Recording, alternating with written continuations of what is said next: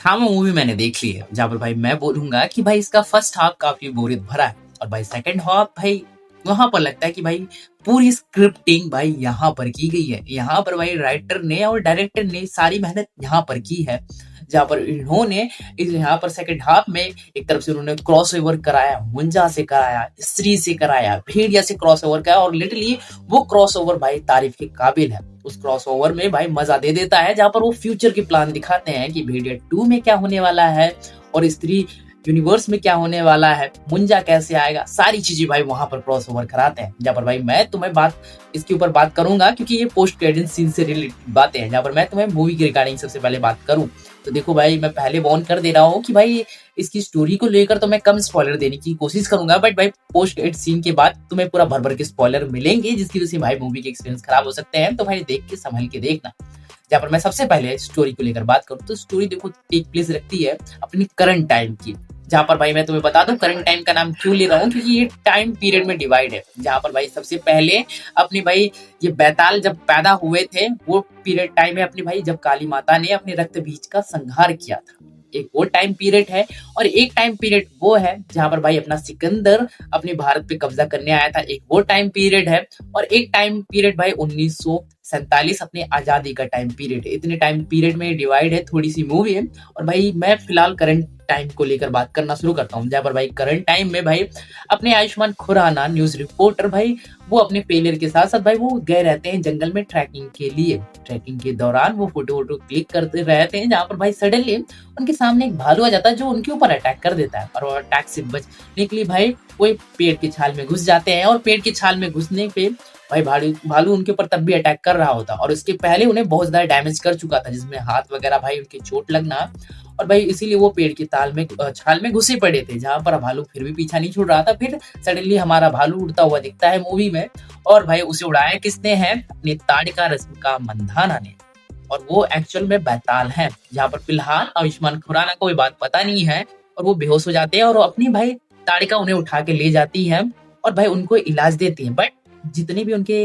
Vampire दोस्त या फिर कबीले वाले लोग हैं, उन्हें ये बात पता नहीं है कि उनके बीच एक इंसान लाया गया है। और भाई फिर होता क्या है कि आयुष्मान खुराना ठीक हो जाते हैं, और भाई ठीक होने के साथ साथ भाई कबीले वालों को पता भी चल जाता है कि भाई इनके बीच एक इंसान है भाई, जहां पर अपनी रश्मिका मंदाना ताड़का ने नियम तोड़ दिया है अपने बैतालों का कि यहाँ पर इंसानों का नहीं होना। जहां पर सजा देने के लिए कोशिश करते हैं अपने कबीले के मुखिया यानी थामा, और भाई वहां से अपनी रश्मिका मंदाना उसे अपने आलोक आयुष्मान खुराना जो कि नॉर्मल इंसान है उसे बचाने के लिए भाई वहां से लेके भाग जाते हैं, और वो भाई नियम तोड़ देती हैं, जहां पर वो इंसानों के क्षेत्र में प्रवेश कर जाती हैं आयुष्मान खुराना के साथ दिल्ली में। जहां पर आयुष्मान खुराना फिलहाल वो अपनी नॉर्मल लाइफ जी रहे होते हैं, और उन्हें पता ही नहीं होता है कि ताड़का जो उनके साथ आई हुई है एक्चुअल में वो वैम्पायर है।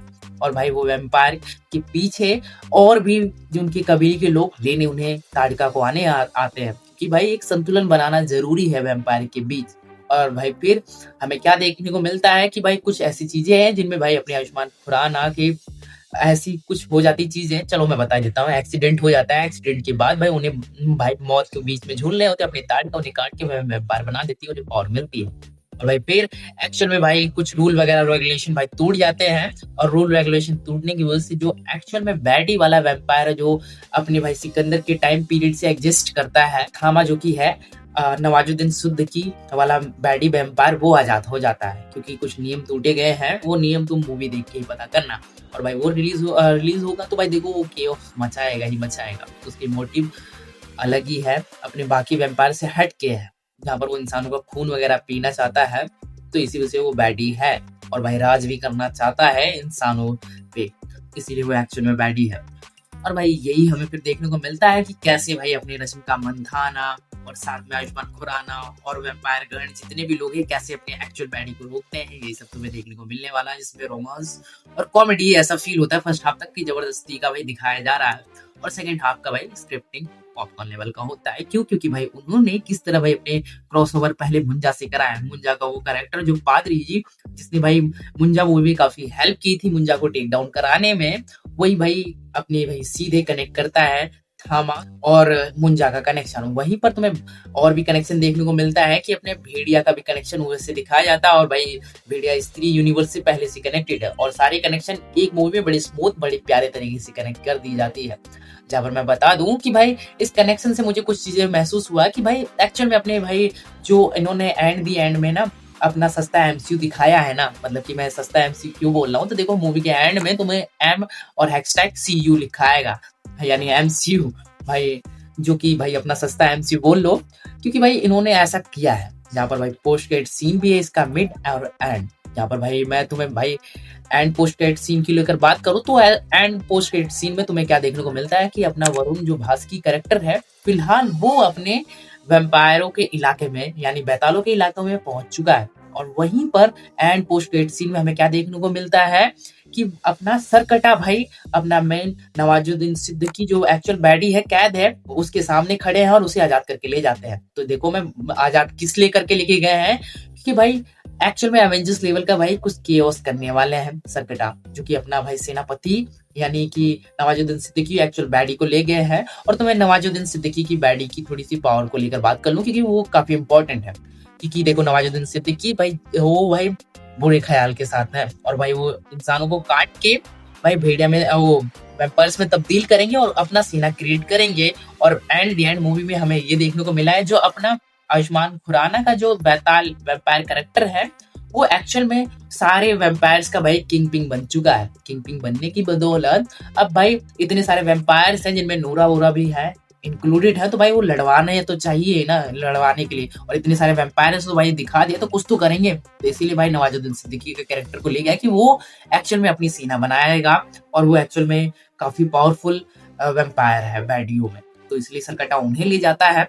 इस तरह भाई इससे साफ पता चलता है कि इसी तरह भाई अपना भाई सरकटा भाई पहुंच जाएगा मुंजा के पास भी कि भाई चलो हमें लड़ना है, ये वो फलान ठिकाना, उसे उठा लाएगा। और भाई पोस्ट क्रेडिट सीन एंड वाले में हमें भेड़िया दिखा था, अपने वैम्पायरों के इलाके में दिखा था, तो वो वहां पर क्यों है, तो तुम्हें मूवी अगर तुमने देखा होगा तो तुम्हें पता होगा कि किस तरह भाई अपना भास्की अपने सरकटे से लड़ने के बाद वो कमजोर पड़ गया है, और उसे भाई फिर से पावर पोटेंशियल चाहिए, तो भाई उसे वैम्पायर का खून पीना पड़ेगा, यानी कि अपने आलोक जो कि आयुष्मान खुराना वाला वैम्पायर है, उसका खून पीना पड़ेगा। और एक बूंद पी भी रखा है, जिसकी वजह से मूवी में फुल पोटेंशियल में फुल प्रॉपर भाई भेड़िया देखने को मिला था। और हमें फिर ये भी पता चलता है कि इसी वजह से वो अपने वैम्पायर्स के इलाके में पहुंचा पड़ा है। और फिर हमें एंड द एंड में ये भी बताया जाता है कि आयुष्मान खुराना को कि भाई अपना नवाजुद्दीन सिद्दीकी जो बैडी एक्चुअल में है पावरफुल है, वो और पावरफुल हो जाएगा, तो उससे लड़ने के लिए तुम्हें भी पावर चाहिए, बट तुम पावरफुल तभी होगे जब तुम अपने भेड़िया का खून पियोगे, यानी भास्किया का खून पियोगे। तो इससे ये बात इंक्लूड भाई एक कंक्लूजन निकल के आती है कि भाई भेड़िया 2 में तुम्हें प्रॉपर तरीके के अपने वैम्पायर और साथ में भेड़िया का बैटल प्रॉपर तरीके से दिखेगा, एकदम केओस देखने को मिलेगा, भर भर के बैटल देखने को मिलेगा। इस मूवी में देखने को मिली था बट कुछ टाइम के लिए दिख रही थी, जहां पर भाई हमें इससे पता चलता है कि अपने वरुण धवन का एक प्रॉपर भेड़िया हमें ट्रांसफॉर्मेशन तो दिख गया, बट भाई अपनी वैम्पायर का क्या भाई उसका पंखों वाला वो प्रॉपर लुक तो हमें देखने को मिला ही नहीं है। तो यानी वो भेड़िया 2 में हमें देखने को मिलेगा, और मे बी उसी की पोस्ट क्रेडिट सीन में मुंजा को कनेक्ट किया जाए और फिर एक एवेंजर्स लेवल का बैटल हो, जिनमें सारे के सारे अच्छे लोग और अच्छे वैम्पायर सारे के सारे एक तरफ रहेंगे, स्त्री मैम साथ में अपना भेड़िया वैम्पायर्स, और वो मुंजा को जिसने रोका था वो भी साइड में सारे के सारे भाई रुकेंगे, एक साइड लड़ेंगे, और जितने भी बैडी रहेंगे जिनमें अपना सरकटा और सरकटा के साथ साथ में भाई नवाजुद्दीन सिद्दीकी का बैडी वाला वैम्पायर एक साइड रहेगा और अपनी सेना के साथ, और साथ में मुंजा भी उसी साइड रहेगा। तो ये बैटल देखने को मिलेगा, जिसे तुम बोल सकते हो कि एवेंजर्स लेवल के बैटल फिलहाल स्त्री यूनिवर्स का। और यही कुछ हमारे रहने वाली है पोस्ट क्रेडिट सीन से, यही चीजें पता चली है। जहां पर भाई तुम अपने ओपिनियन बताना पोस्ट क्रेडिट सीन को लेकर कि तुम क्या सोचते हो क्या नहीं, और मूवी कैसी लगी कैसी नहीं, ये भी कमेंट में मुझे बताना। जहां पर भाई मैं बता रहा हूँ मुझे मिड से थोड़ी सी अच्छी ऊपर का लगा, क्योंकि भाई मैं देख रहा हूँ कि भाई फर्स्ट हाफ तक काफी बोरियत फैली पड़ी थी, और सडनली भाई इतनी अच्छी हो गई, जिसमें बैटल भाई अपने बैटल भाई वरुण धवन और आलोक वाले बैताल की बैटल वगैरह वो चीजें एंटरटेन की और पॉपकॉर्न लेवल के लिए। और भाई सबसे प्यारी चीज तो ये है कि उन्होंने जिस हिसाब से क्रॉस ओवर कराया काफी अच्छी थी। फर्स्ट हाफ थोड़ी बोरियत भरी थी, और भाई आइटम सॉन्ग बिन मतलब दे रखे थे, लिटरली उसे कट करते तो और ज्यादा भाई बढ़िया थी मूवी और अच्छी लगती। क्योंकि वाहियात ही लगी, उतने अच्छे से लैंड नहीं हुए। और जोक में भी मैं लेकर बोलूँ कि जितने भी फर्स्ट हाफ तक जबरदस्ती जोक कुछ लैंड हो रहे थे, कुछ नहीं हो रहे थे, कुछ मजा दे रहे थे, कुछ नहीं। तो भाई ये मेरी ओपिनियन थी भाई अपनी थामा को लेकर। तुम क्या सोचते हो मुझे कमेंट में बताना जरूर से जरूर, और इसकी फ्यूचर को लेकर क्या सोचते हो वो भी जरूर से जरूर बताना। हाँ, अगर तुम मेरे रेगुलर सब्सक्राइबर हो तो भाई तुम्हें पता होगा कि लॉन्ग टाइम से वीडियो नहीं आई। तो वीडियो ना आने का रीजन क्या है? डिमोटिवेशन। डिमोटिवेशन रीजन क्या है कि देखो मेरे ऑलमोस्ट भाई 750 सब्सक्राइबर हैं। और भाई देखो 750 का मतलब तुम समझ रहे हो कि भाई कम से कम 50 लोग तो वीडियो देखें। 50 नहीं तो 10-15 कुछ तो देखे, ठीक है। ये उम्मीद लगाया हुआ बंदा मेहनत करता है कि मैं वीडियो बनाऊंगा, भाई कोई तो है देखने वाला। बट तुम्हें क्या देखने को मिलता है कि तुम भाई अपने शॉर्ट वीडियो डाल रहे हो, लॉन्ग वीडियो डाल रहे हो, उस पे 0 व्यूज है। एक एक हफ्ते चले जा रहे हैं फिर भी 0 व्यूज है। तो इसका मतलब साफ है कि भाई चाहे मेरे अंदर कमियां हैं या फिर ऑडियंस मुझे देखना ही नहीं चाहती, तो भाई डिमोटिवेट फील होता है। इसी वजह से मैं वीडियो नहीं बना रहा था। अब तुम बोलोगे कि ये वीडियो क्यों आई, तो देखो एक तरफ से मेरा ये लास्ट वीडियो है। अगर इस पर अच्छा रिस्पॉन्स आता है तो ठीक है, तो मैं कंटिन्यू करूंगा अपनी बॉलीवुड हॉलीवुड वाले इस चैनल को, नहीं तो भाई मैं इसी भाई बस यही लास्ट है। इसके बाद मैं अपने एनिमे वाले पे चैनल पे ज़्यादा फोकस करूँगा। तो ये तुम पे डिपेंड है, तुम क्या सोचते हो क्या नहीं। एंड तक देखियो तो भाई बताते हुए जाना कमेंट, क्योंकि भाई कोई नेगेटिव कमेंट तक नहीं करता। तो भाई मैं इसीलिए डिमोटिवेट हूँ कि कोई नहीं है सुनने वाला, कोई नहीं देखने वाला, तो फिर क्यों मैं करूँ कंटिन्यू यार। पहले 1.5 साल बर्बाद कर चुका हूँ मैं इस चैनल पे, तो कहीं और क्यों ना जाऊँ, कहीं आगे बढ़ जाऊँ भाई, कहीं और जाके सुकून मिलेगा। क्योंकि भाई मेहनत की लोग कदर नहीं करते हैं। छोड़ो, मुझे और नहीं बोलना भाई, बस आज तो मिलता हूँ किसी नए वीडियो में। नहीं बोलना सब्सक्राइब नहीं बोलना यार, किसी चीज के लिए नहीं बोलना, जो मर्जी वो करो।